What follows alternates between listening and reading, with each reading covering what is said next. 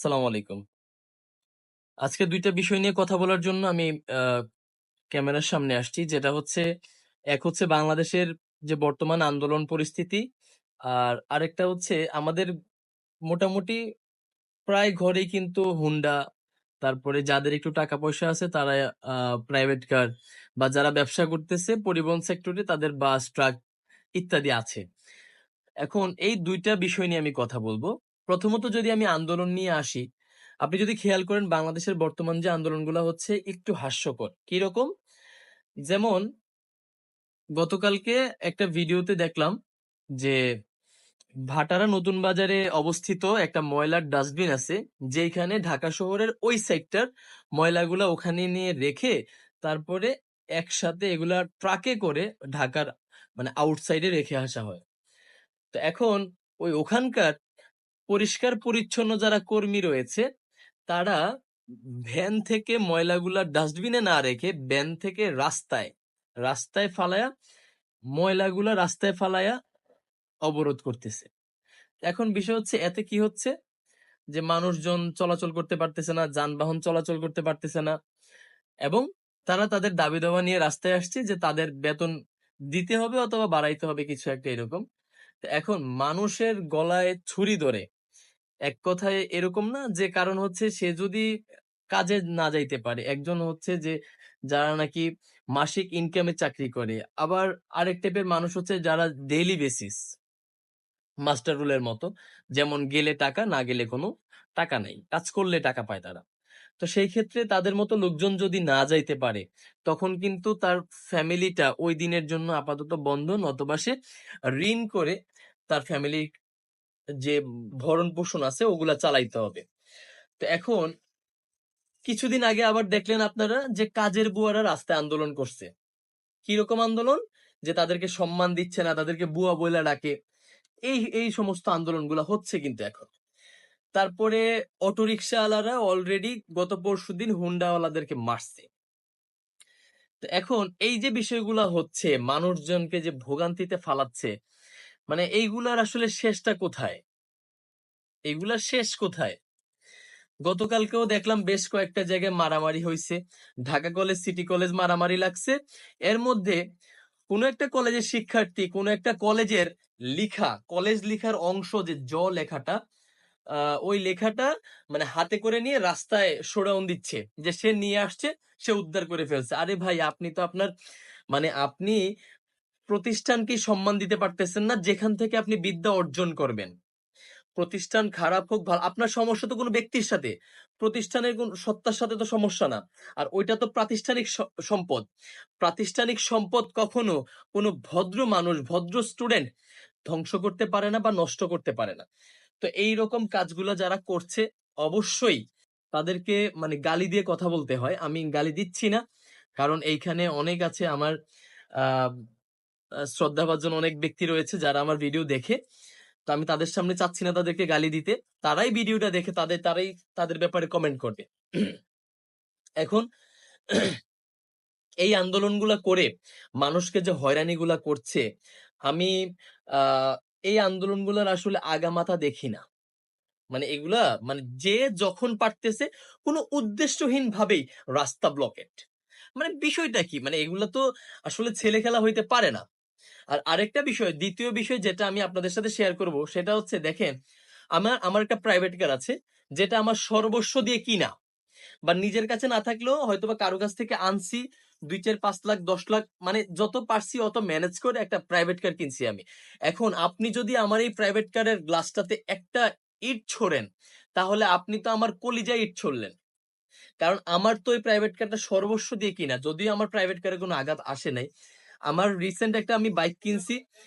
এখন এই বাইকটা তো আমার একটা শখের একটা বাইক, বা আমার প্রয়োজনে আমি ব্যবহার করি, আমার প্রয়োজনীয় একটা নিত্য প্রয়োজনীয় একটা জিনিস বলতে পারেন বাইকটা। যেহেতু প্রাইভেট কার নিয়ে আমার কোর্টে আসা যাওয়া অনেকটা সমস্যা হয়। এখন এই বাইকটা যদি কোনো আন্দোলনের তুপের মুখে পড়ে, এই বাইকটা যদি আপনি আমার আগুন লাগাই দেন, বাইকটা ভাঙচুর করেন, আমার এই ৪ লাখ ৫ লাখ টাকার জরিমানা কে দিবে? আপনি দিবেন?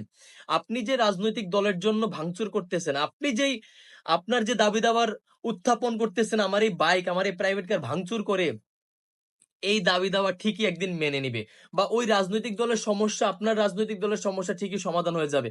কিন্তু আমার এইগুলার দায়ভার কে নিবে? ঠিক আমার মতোই আরো মানুষ আছে যাদের একটা প্রাইভেট কার আছে, আপনি ভেঙে ফেললে তার জীবনটাই তো শেষ মোটামুটি। তো এইটা বলতে চাচ্ছিলাম যে আপনি যদি এইরকম ভাবে আমার এই ক্ষতিটা করেন, এই ক্ষতিপূরণের দায়ভার তো কেউ নিবে না। এই ক্ষতিপূরণ আমাকে কেউ দিবে না। আপনি জিনিসটা একটু বোঝেন। মানে মানে আমার এই জিনিসটা নষ্ট করলে আমাকে যেমন দিবে না, কিন্তু এই আন্দোলনে যদি আমি আপনাকে ধরে মারি না, হাত ভেঙে দিই বা পা ভেঙে দেই, তখন ঠিকই আপনার রাজনৈতিক দলের কোনো এক নেতা এসে কিন্তু আপনাকে ঠিকই দেখে যাবে, আপনাকে ক্ষতিপূরণ দিয়ে যাবে, আপনার চিকিৎসা খরচ দিবে। কিন্তু আমার যে ক্ষতিটা করলেন ওই ক্ষতির দায়ভার কে দিবে? আপনি। কে নিবে? আপনার রাজনৈতিক দলের নেতা?